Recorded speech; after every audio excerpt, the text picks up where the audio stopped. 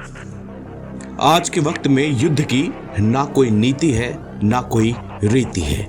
जो ताकतवर है वो कमजोर को खाएगा। मानवता नाम की कोई चीज अब इस दुनिया में बची नहीं है।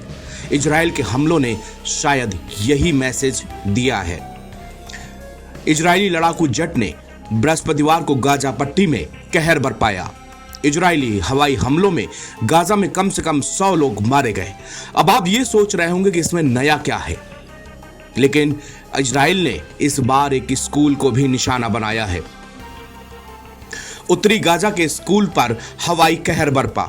इसमें शरण लिए 33 लोग मारे गए।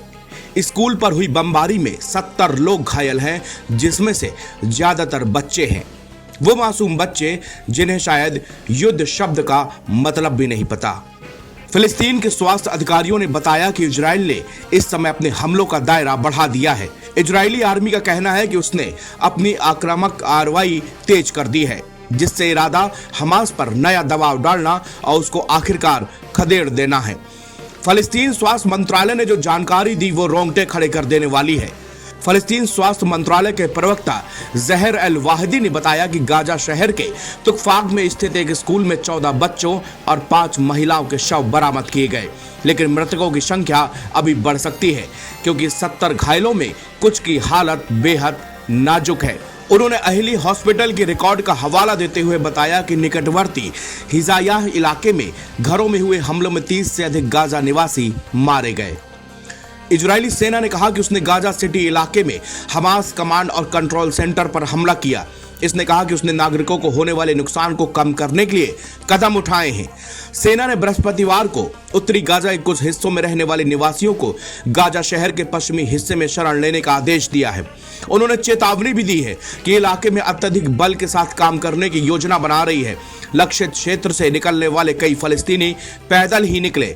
कुछ ही अपना सामान अपनी पीठ पर लाद रखे और बस जान बचाकर वहां से भागते दिखे। कुछ ने खच्चर गाड़ियों का इस्तेमाल किया। इजराइल के प्रधानमंत्री बेंजामिन नेतन्याहू ने बुधवार को कहा कि इजराइल गाजा में एक नया सुरक्षा गलियारा स्थापित कर रहा है। ये सब तो ठीक है, लेकिन क्या बच्चों पर इस तरह का हमला जायज है? क्या आपको यूनाइटेड नेशन इस पर सुध नहीं लेगा कि क्या इजराइल ने जिन बच्चों के ऊपर हमला किया वो क्या जायज है? क्या वो युद्ध के नियमों के अनुरूप है? लेकिन नहीं, गाजा में बच्चों के ऊपर जो कहर बरपाया गया है उससे पूरी दुनिया सहम गई है। इजराइल ने गाजा शहर के दक्षिणी इलाकों से और अधिक लोगों को जबरन बाहर निकालने का आदेश दिया है, क्योंकि संयुक्त राष्ट्र का अनुमान है कि 18 मार्च को गाजा में इजराइल द्वारा युद्ध विराम तोड़ने के बाद से लगभग 2,80,000 फिलिस्तीनी जबरन विस्थापित किए गए हैं। फिलिस्तीन रेड क्रिसेंट सोसाइटी के अध्यक्ष का कहना है कि इजराइल ने हाल ही में 15 डॉक्टर और इमरजेंसी कर्मचारियों की भी हत्या कर दी है। उन्होंने बताया कि ये संदिग्ध युद्ध अपराध गाजा में युद्ध के सबसे काले क्षणों में शामिल है। गाजा के स्वास्थ्य मंत्रालय का कहना है कि गाजा पर इजराइल के युद्ध में कम से कम 50,523 फिलिस्तीनियों के मारे जाने की पुष्टि हुई है। 1,14,638 घायल हुए हैं। सरकारी मीडिया कार्यालय ने मृतकों की संख्या 61,700 तक बताई है, जिसमें कहा गया कि मलबे के नीचे लापता हजारों लोगों के मारे जाने की आशंका है। 7 अक्टूबर 2023 को हमास के नेतृत्व में हुए हमलों के दौरान इजराइल में कम से कम 1,139 लोग मारे गए थे और 200 से अधिक लोगों को बंदी बना लिया गया था। एनबीटी ऑनलाइन की रिपोर्ट।